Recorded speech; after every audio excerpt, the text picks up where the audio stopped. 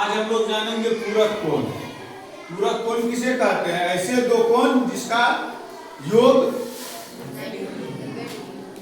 योग यदि दोनों को जोड़ेंगे तो क्या होगा? 90 डिग्री होगा, उसे पूरक कोण कहते हैं। तो हिंदी में हम लोग लिख सकते हैं ऐसे दो कोण जो जिसका योगफल 90 डिग्री होगा।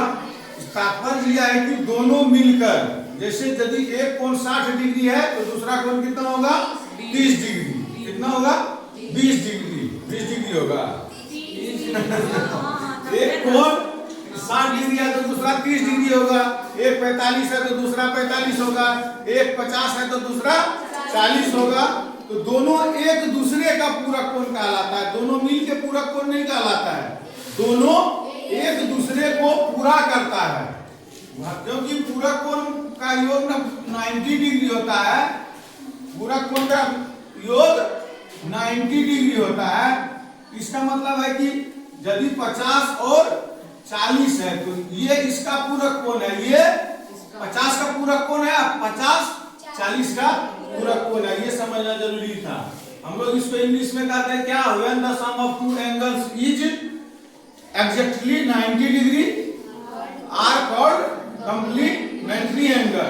मतलब ईच अदर, एक परस्पर मतलब होता है कि ईच अदर परस्पर एक दूसरे को पूरा करता है, तब क्या होता है? वह पूरक कोण होता है। सप्लीमेंट्री एंगल भी 180 डिग्री का होता है, 180 डिग्री का। उसका भी यही रूल है, जब दो कोण मिलकर 180 डिग्री बनाता है तो क्या होता है? सप्लीमेंट्री एंगल होता है। उसके लिए भी हम डिफिनेशन लिख सकते हैं क्या? When the sum of two angles is exactly 180 degree are called supplementary angle.